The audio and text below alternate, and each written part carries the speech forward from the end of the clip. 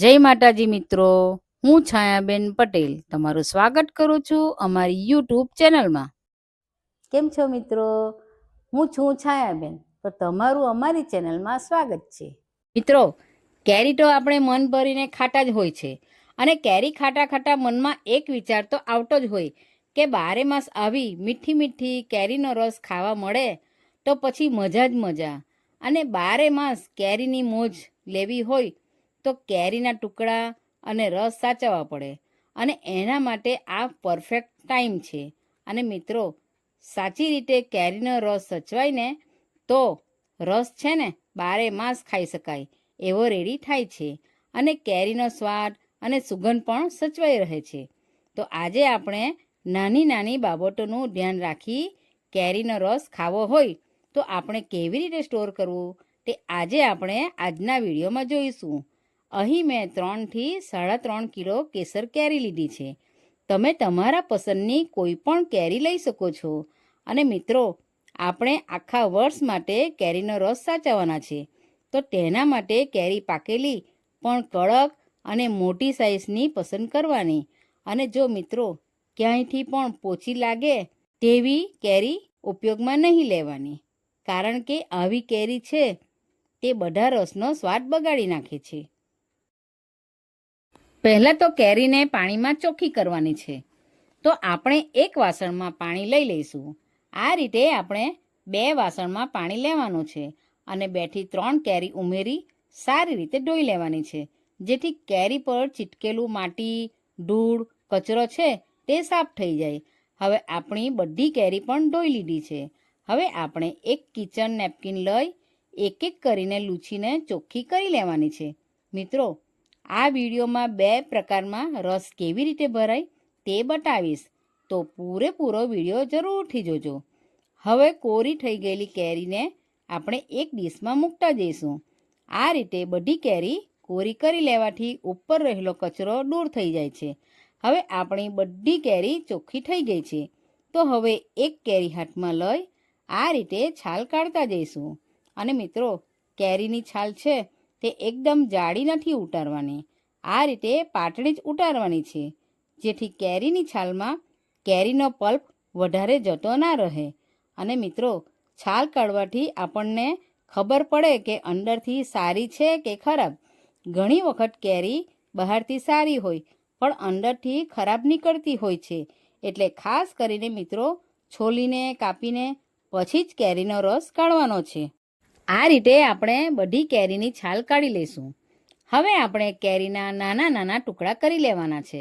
તો કેરીને આપણે એક સરખા નાના ટુકડામાં કટ કરી લેવાનું છે, અને ગોટલાને આપણે સાઈડ પર મૂકતા જઈશું.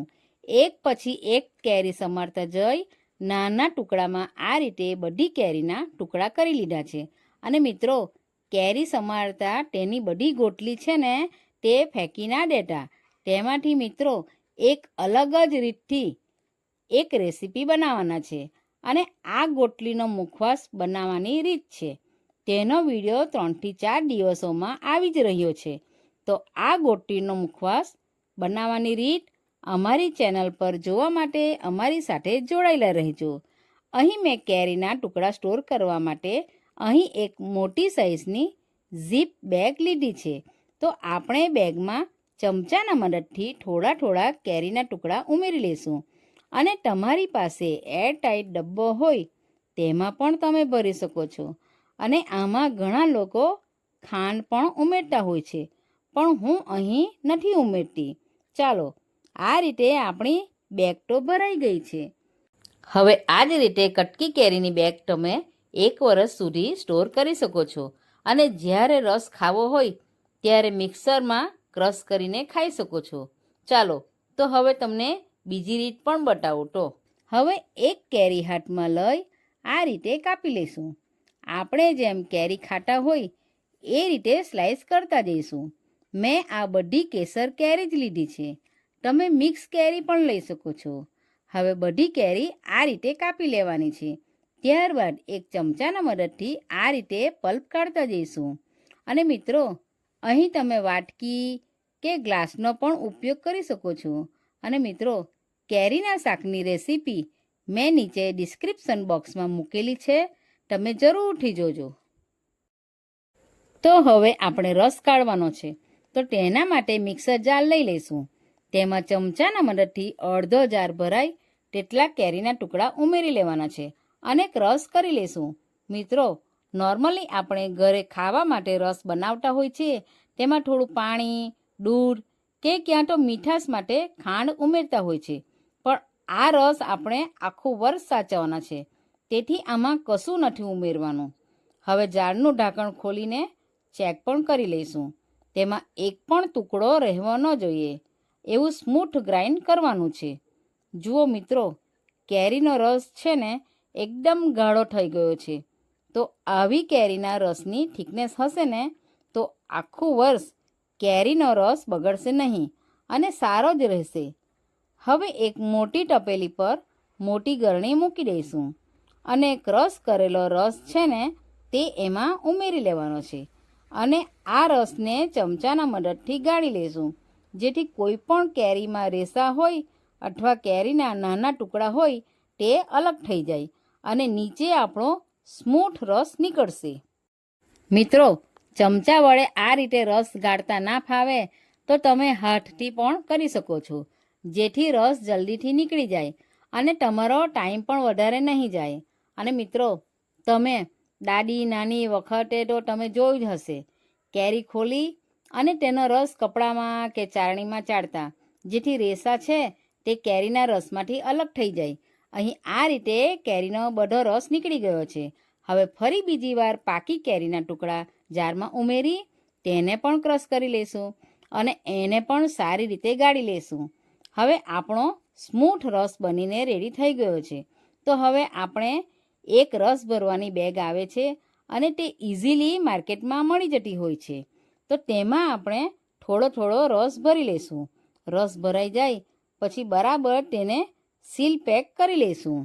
તો આપણે બંને હાથ વડે બેગના ભાગને આ રીતે પ્રેસ કરીશું, જેથી બધી એર બહાર નીકળી જાય અને તેની સાથે ઝીપ પણ બંધ કરતા જઈશું. અહીં બેગમાં ઝીપ બંધ કરતા સમયે બેગમાં એર કાઢવી ખૂબ જ જરૂરી છે.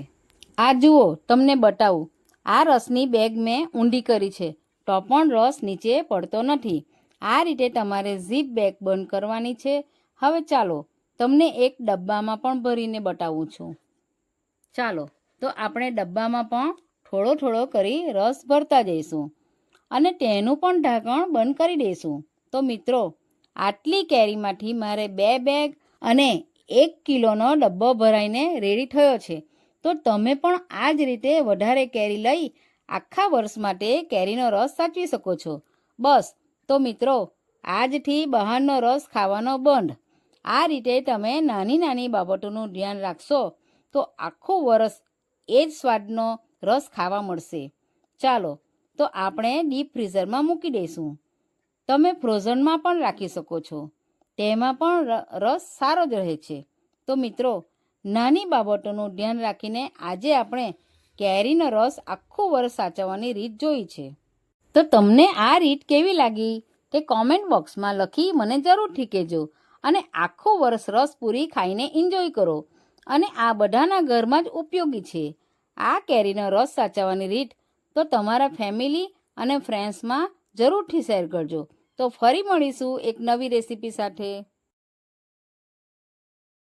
તો ચાલો ફરી મળીશું આપણે એક નવી રેસીપી સાથે. આવજો. આવી જ અવનવી રેસીપી જોવા માટે અમારી ચેનલને સબસ્ક્રાઈબ કરો અને બાજુમાં બેલ આઇકન દબાવવાનું ભૂલતા નહીં, જેથી નવી નવી રેસીપીની નોટિફિકેશન આવતી રહે. તો ચાલો મળીએ બીજા વિડીયોમાં. આવજો.